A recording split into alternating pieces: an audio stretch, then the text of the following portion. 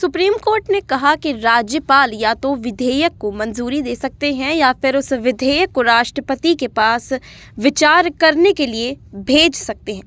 राज्यपाल दूसरी बार राष्ट्रपति के पास विचार के लिए भेजने की बात कहकर विधेयक को नहीं रोक सकते।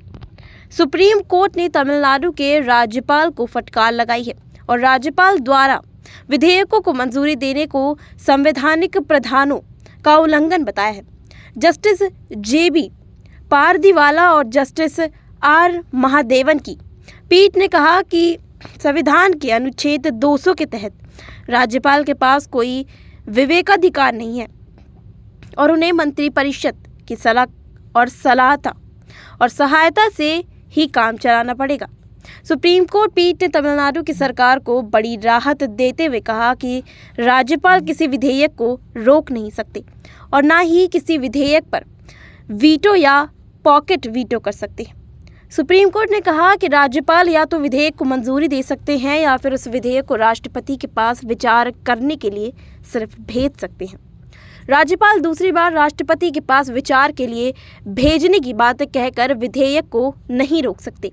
राज्यपाल को दूसरी बार में विधेयक को मंजूरी देनी ही होती है, लेकिन बस दूसरा विधेयक पहली बार के मुकाबले अलग होना चाहिए। तमिलनाडु सरकार ने सुप्रीम कोर्ट में याचिका दायर कर राज्यपाल RN रवि पर 10 विधेयकों को रोककर रखने का आरोप लगाया था। इस याचिका पर फैसला देते हुए न्यायालय ने भी कहा कि राज्यपाल ने जिन 10 विधेयकों को रोक कर रखा है उन्हें उसी दिन से मंजूरी मान जाएगा जिस दिन विधायक विधानसभा इन विधेयकों से दूसरे राउंड को पारित करके राज्यपाल के पास भेजेंगे। कोर्ट ने स्पष्ट किया कि वे राज्यपाल की शक्तियों को कमजोर नहीं कर रहे, लेकिन राज्यपाल की सारी कार्यवाही संसदीय लोकतंत्र के सिद्धांतों के अनुसार होनी चाहिए। तमिलनाडु के CM M.K. स्टालिन ने सुप्रीम कोर्ट के फैसले पर खुशी जाहिर कर और इसे ऐतिहासिक बताया।